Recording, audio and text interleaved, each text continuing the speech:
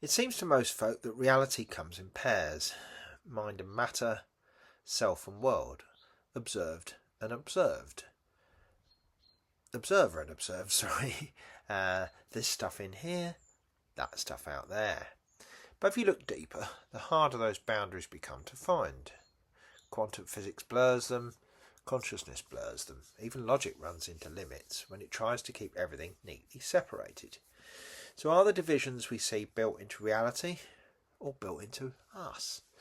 Physics, consciousness and reality. Dickie Dredd and Nigel Adams.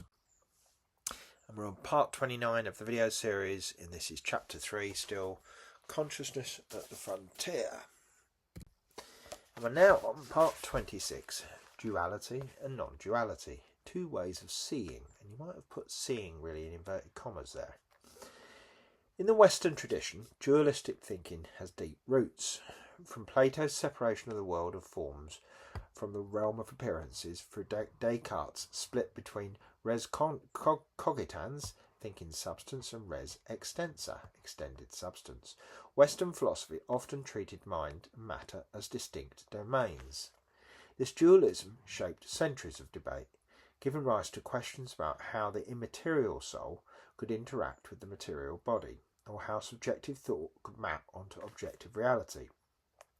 Yet non-dualism undercurrents have also run through Western thought. Around the 3rd century CE, Neoplatonism, with Platonicus' vision of the one from which all things emanate, hinted at a reality beyond division. Later mystics, such as Meister Eckhart, writing in the late 13th to early 14th century CE, spoke of union with the divine, where self and God dissolve into a single presence. Even in modern times, philosophers like Spinoza challenged dualism by presenting a monist view of reality as one substance with infinite attributes. These strands show that while Western philosophy often defaulted to dualism, it has never been without voices pressing towards a non-dual vision.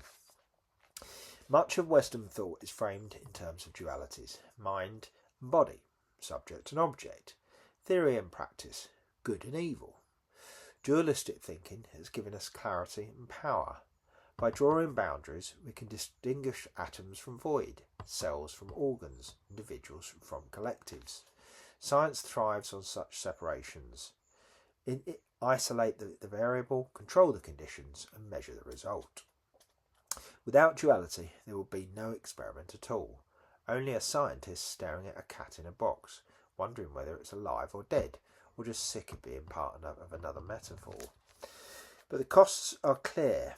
By dividing the world into observer and observed, we risk mistaking our abstractions for the whole of reality. The very act of naming something as an object implies it is separate from us. Yet quantum physics unsettles this neat picture. Entangled particles behave as if distance does not exist. Consciousness seems to involve processes distributed across brain and body, blurring the line between inner and outer. Even mathematics reveals limits to dualistic reasoning. Gödel showed that any formal system will contain truths that cannot be proved from within it, and we'll cover that in a later section 28. In short, duality is useful, but it never quite covers the bill. Non-duality, by contrast, begins from the opposite premise that separation is secondary, not primary. From this view, what we call self and world are not two separate things but aspects of a single unfolding. Nevertheless, the observer is not outside the observed but part of it. This perspective is less familiar in Western science, though it sometimes peeks through in ecological systems thinking, in holistic medicine, in the intuition that consciousness might not be produced by parts but pervades the whole. Wish the cats would be non-dual, like they're fighting with each other at the moment again. To